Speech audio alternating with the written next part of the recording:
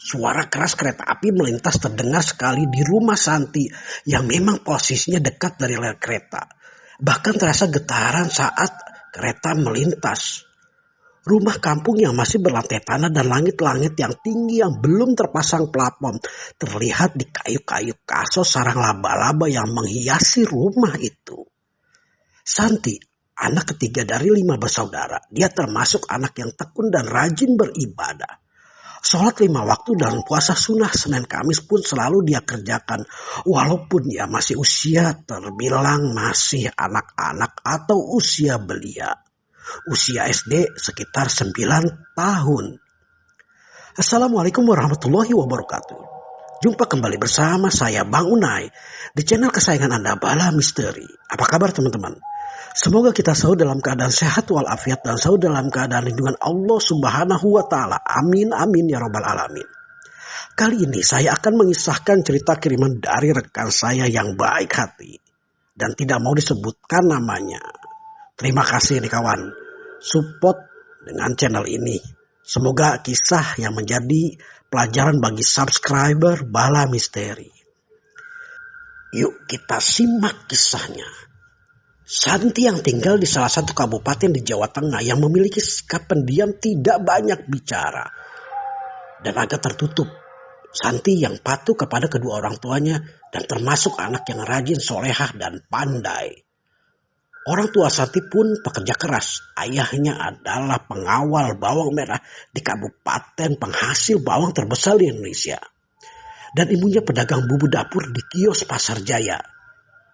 Sang ayah yang berasal dari kecamatan yang sangat kuat ajaran agamanya sehingga wajar kalau Santi dididik begitu keras untuk beribadah.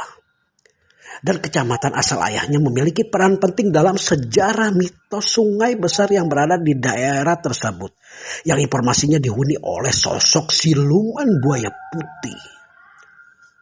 Santi sebagai anak yang tinggal di pedesaan dan hidup sederhana, tidak banyak fasilitas yang dimiliki dalam kehidupan selain mengaji dan bersekolah. Untuk TV pun di rumahnya tidak ada. Kalaupun Santi ingin menonton TV harus ke rumah tetangga yang tidak jarang sikap sinis dari pemilik rumah. Orang tua Santi sengaja tidak memfasilitasi anak-anaknya di rumah dengan fasilitas elektronik dan barang-barang yang membuat anaknya lalai.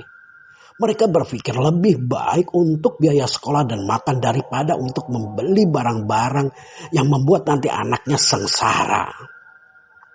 Akhirnya Santi lebih banyak waktu untuk belajar, membantu orang tua dan mengaji.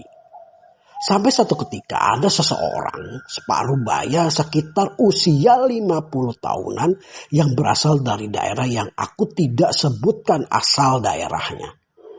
Dia tinggal dan menetap di desa itu. Sebut saja pendatang itu Pak Burhan. Menurut informasi, Pak Burhan memiliki ilmu batin yang bisa mengobati dan melakukan hal-hal di luar umumnya manusia biasa. Seiring waktu, Pak Burhan pun mendirikan padepokan di kampung itu. Seringkali warga di kalangan anak-anak, remaja sampai orang dewasa mendatangi padepokan itu.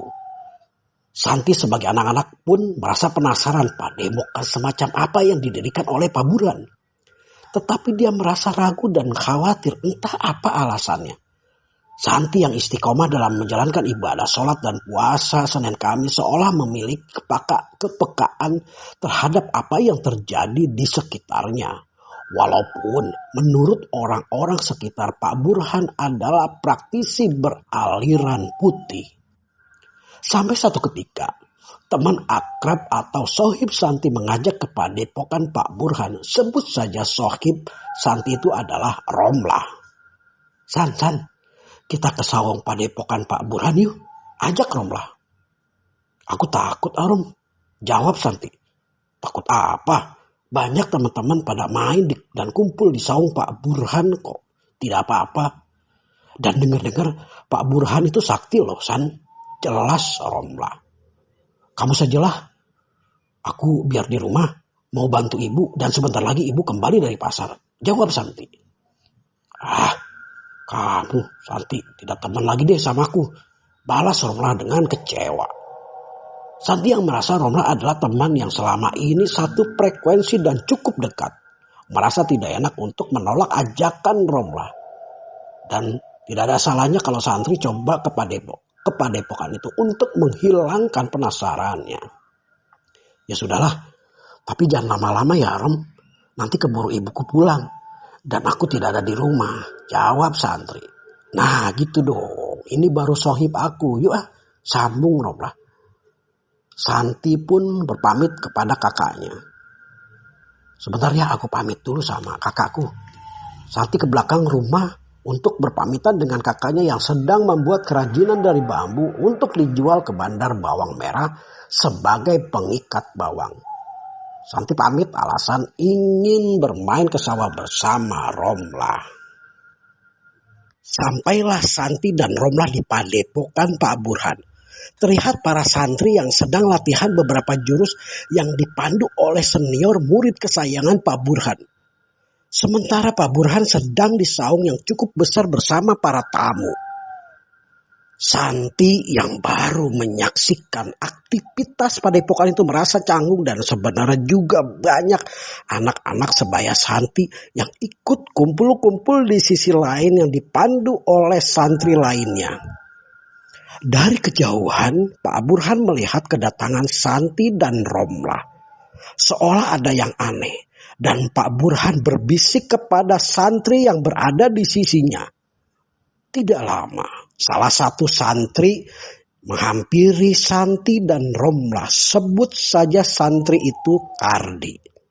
Dek, namanya siapa? Kenapa tidak ikut bergabung dengan teman-teman di saung? Tanya Kardi.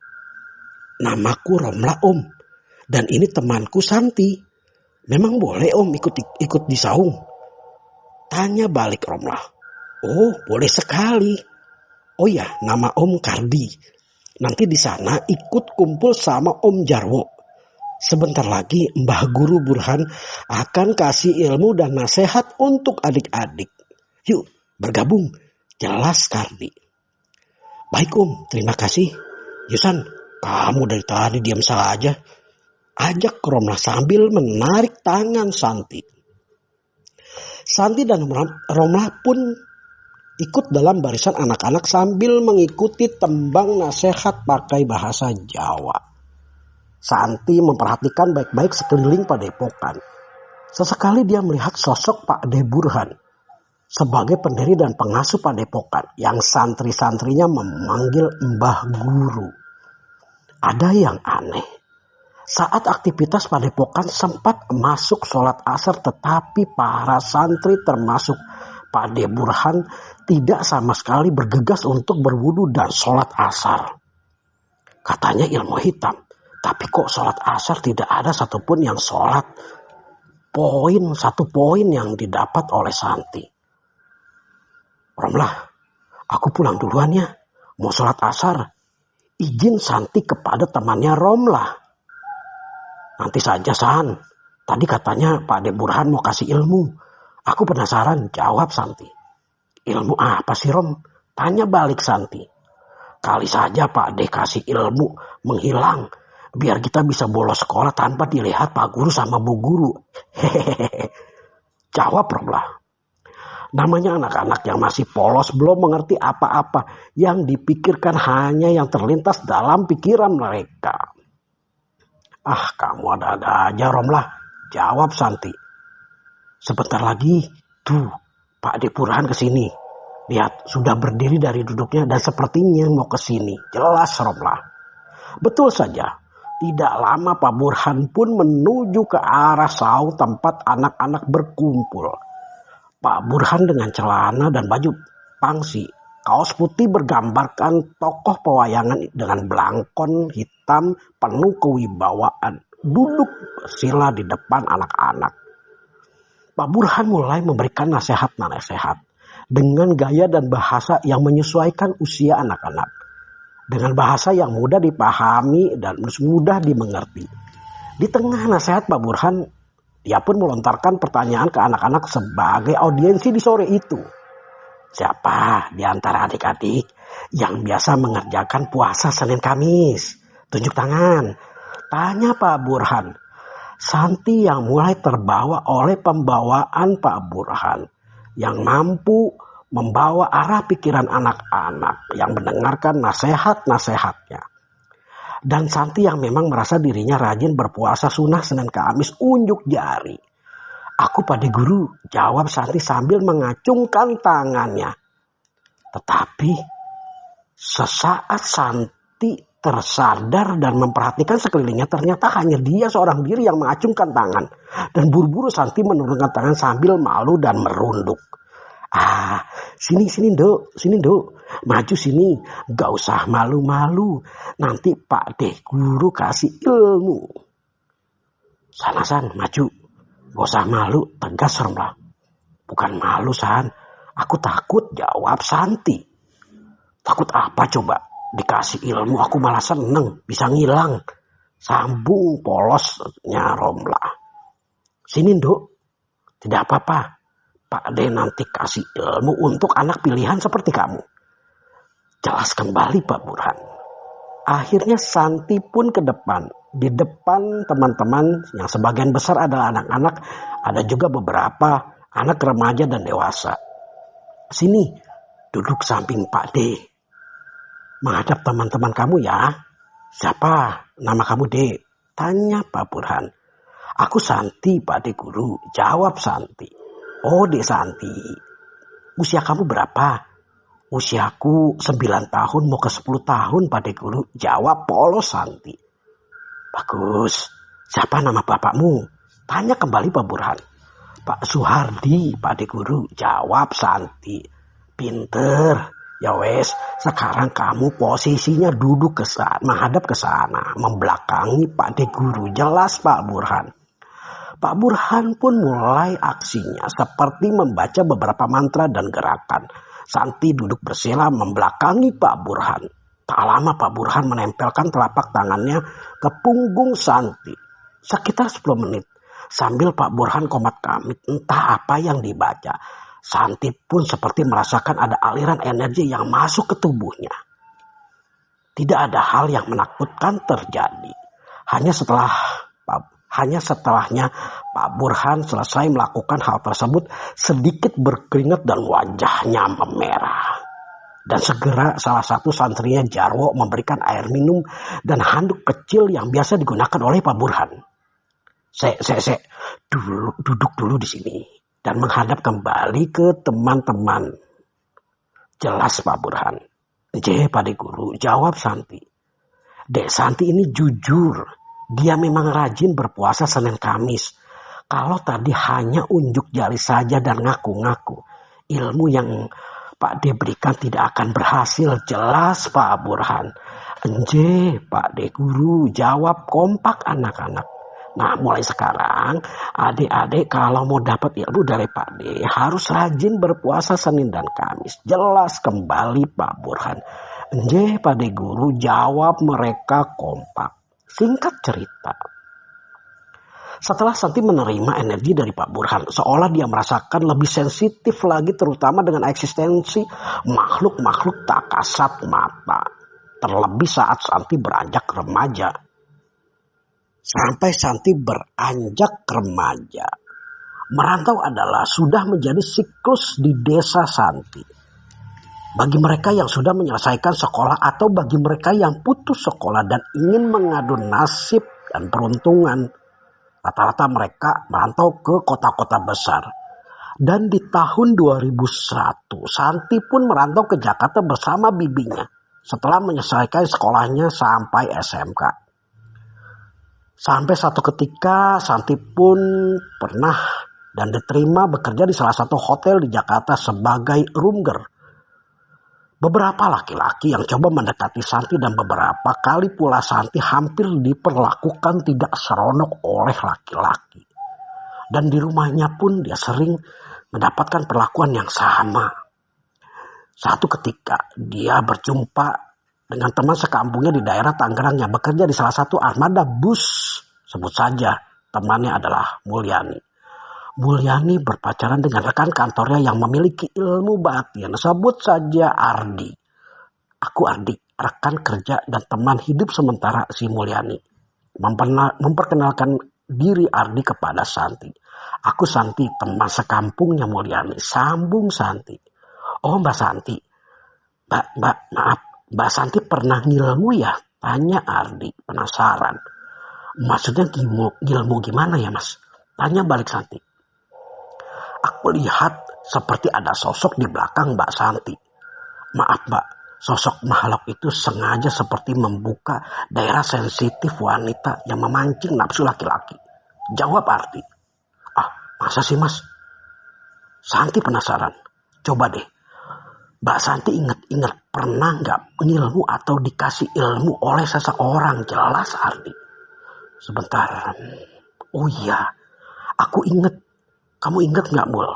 Waktu kecil ada padepokan yang pendirinya bernama Pak Burhan.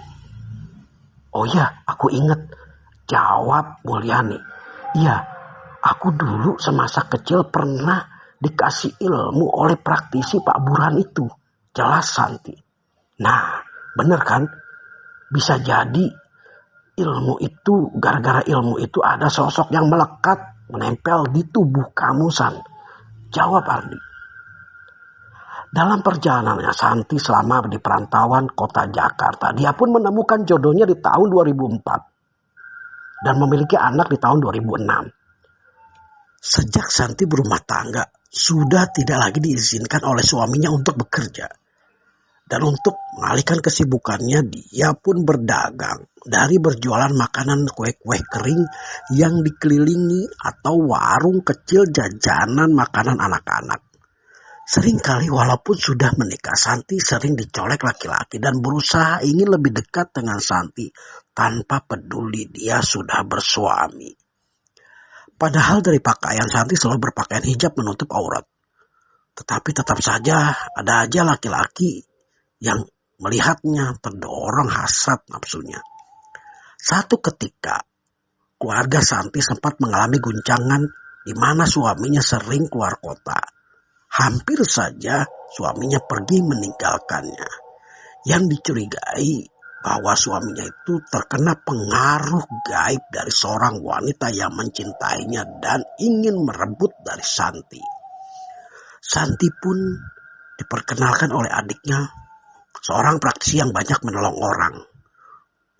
Santi mencoba untuk konsultasi agar suaminya betah di rumah dan kembali seperti semula. Sebut saja Pak Lebe.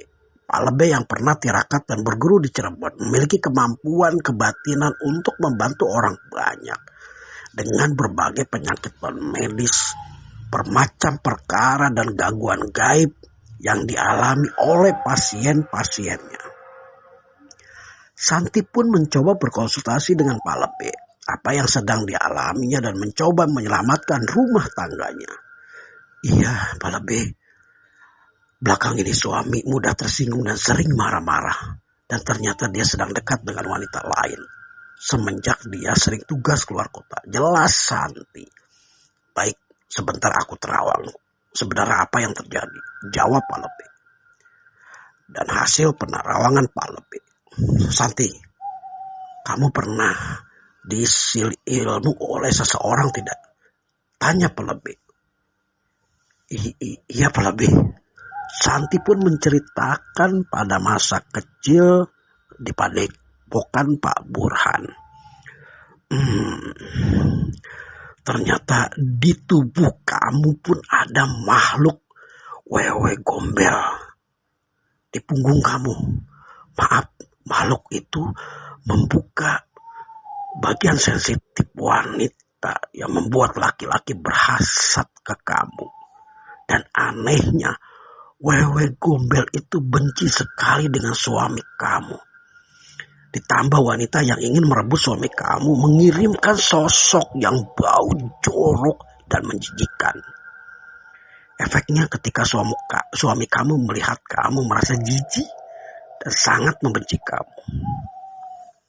Ya, apalagi kalau bukan tujuannya untuk merebut suami kamu. Terus aku harus gimana Pak Lebe? Tanya Santi. Sebaiknya kamu diruqyah. Jawab Pak Lebe. Baiklah Pak Lebe. Apa yang terbaik untuk menyelamatkan rumah tangga kami? Jawab Santi. Ya udah, kamu ambil wudhu di sana. Lanjut Pak Lebih. Santi yang ditemani oleh adiknya berusaha untuk menyelamatkan rumah tangganya, dan Pak Lebih mengarahkan untuk supaya Santi dilakukan pembersihan dengan melakukan ruqyah. Dengan menggunakan sarung tangan, Pak Lebih memulai meruqyah Santi. Ayat-ayat ruqyah mulai dilantunkan dan Santi berteriak histeris. Suaranya berubah seperti suara laki-laki yang berat bertenaga. Siapa kamu? Berusaha mengusik aku yang sudah bertahun-tahun aku bersemayam di tubuh ini. Tegas sosok makhluk itu yang ada di tubuh Santi. Aku seorang fakir yang akan mengusir kamu dari tubuh ini. Jawab Pak Lebih. Urusan apa kamu mengusir aku dari tubuh ini? Tegas kembali sosok itu. Kamu bikin hidup yang punya tubuh ini sengsara dan bikin masalah. Tegas Pak Lebih. Tahu apa kamu? Dengan songkahnya makhluk itu menjawab. Segera kamu pergi dari tubuh ini. Cepat atau kuhantam kamu dengan ayat-ayat Allah. Jelas Pak Lebih. Coba saja kalau bisa tantang makhluk itu. Pak Lebih pun mulai membacakan ayat-ayat ruqyah dan diawali dengan ayat kursi. Allahu la ilaha illa huwal hayyul qayyum la ta'khudhuhu sinatun wa la nawm. Dan lanjut dengan beberapa ayat-ayat yang sudah biasa Pak Lebih bacakan.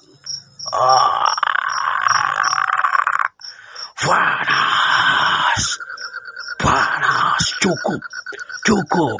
Ya, panas, teriak histeris sosok itu. Pak Lebih pun terus membacakan ayat-ayat ruqyah. Cukup, cukup, panas. Hei, makhluk keluar kamu, keluar. Aku sudah lama bersemayam di tubuh ini. Sudah mendarah daging sejak tubuh ini masih usia belia. Jadi mau kamu apa? Tahu kamu apa? Tegas dengan sombongnya sosok makhluk itu. Aku bilang, aku sudah jelaskan tadi, kamu sudah bikin tubuh ini mendapat perlakuan yang tidak senonoh dari laki-laki yang mendekatnya. Dan kamu, ada apa dengan sosok nenek jelek itu? Tegas Pak Lebih. Apa urusan kamu? Mau apa kamu? Aku urusan dengan sosok nenek-nenek ini untuk menghancurkan rumah tangga sosok atau pemilik tubuh ini.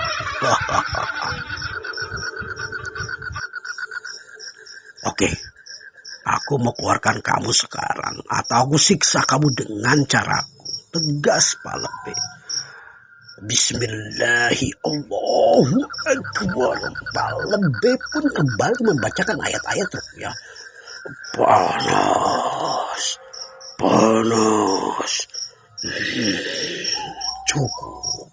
Cukup.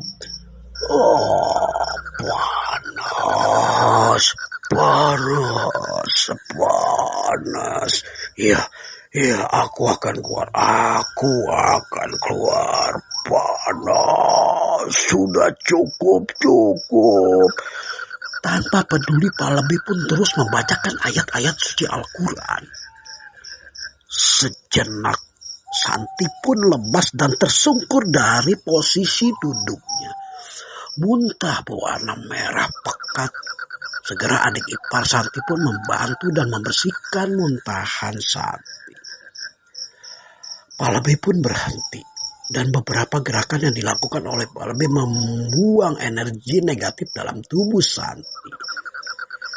Tetapi tidak lama, kembali Santi teriak dengan histeri, dengan mata melotot dan mengamuk sporadis.